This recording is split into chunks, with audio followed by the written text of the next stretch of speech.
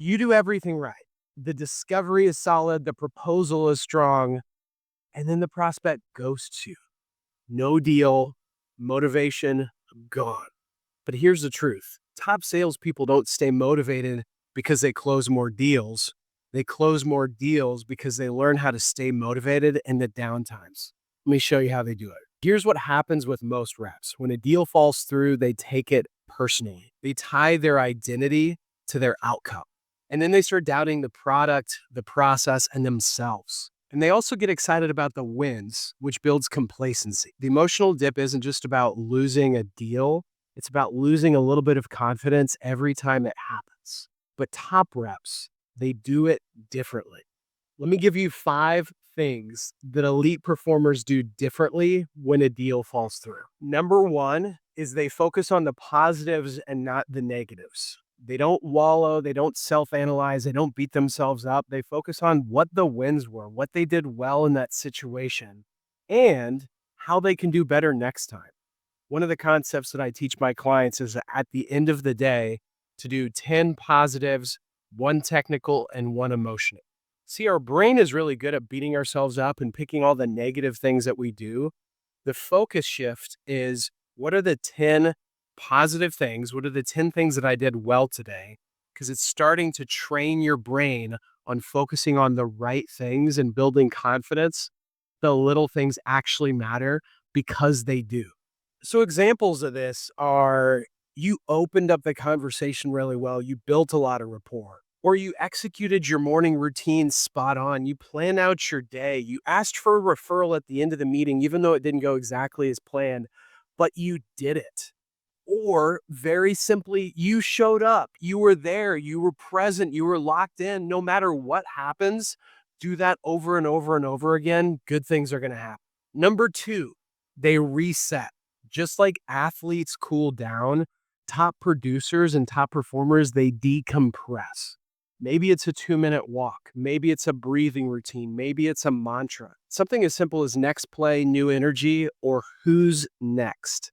One of the coaches that we work with, when he has a down call or even an up call, right? Something that goes really well, he actually takes 5 minutes to walk to the end of his block, touch the stop sign, and come back. It allows him to refocus, to breathe, to get in the right mindset to be able to go into the next call. One stupid thing that I used to do when I was out knocking on doors is I would actually shake off the nose. It was actually a physical exercise. Shake off the nose, shake off the nose, shake off the nose. Here's a crazy thing, because most people know simple things like that, but what they don't realize is it's exactly the same thing when they get a yes.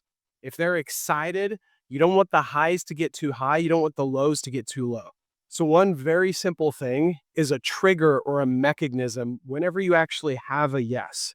I used to remember I did this thing and it was called a Custimate. It was literally an Altoid, and every time I got a yes, I would eat an Altoid. It was a positive response, but then it also helped me reset and move on to the next one.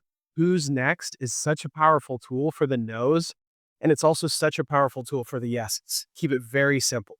Number 3 is they put their confidence in their activity, not their results.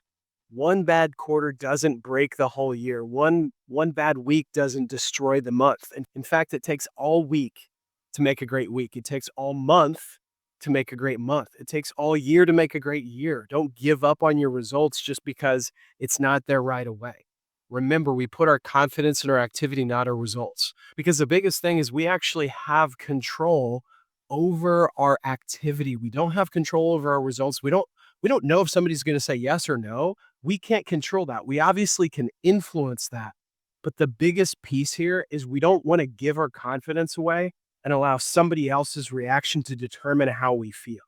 So when we do what we say we are going to do, which at the end of the day comes down to defining what our activity is and executing it, we're growing in our confidence because we did what we said we were going to do.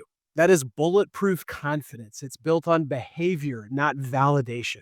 Number 4 is they have a goal card. Now, this is very similar to number 3 as far as putting our confidence in our activity, not our results, but it's actually tracking that activity. A goal card is very simple. It's whatever you decide to do during that time and you're tracking it. Because if you know where you are, it creates focus around what it is that you decide to do throughout that period of time. When I was selling books door to door, I used to keep a goal card where between 8 and 10:30, our goal was to give a certain amount of demonstrations during that time.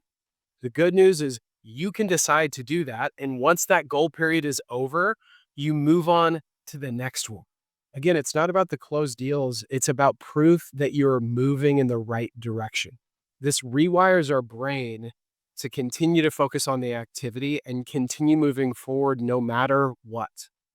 And number 5, the last piece that top producers do differently is they have a weekly reset ritual. It's very simple. What did you do well? What did you learn? What is your focus going into that next week? This does 2 things. It allows you to reflect and put the week behind you, and then it creates focus going into that next week. So what I mean by this is you actually plan out when you're making calls, who you're going to call, what that's going to look like. What are you doing in your downtime? What are your working hours? What are the times that you're actually taking off? It's similar to the idea if somebody was to go to the gym, but they don't have a workout plan, what are they going to do? They're going to do things that are easy to them.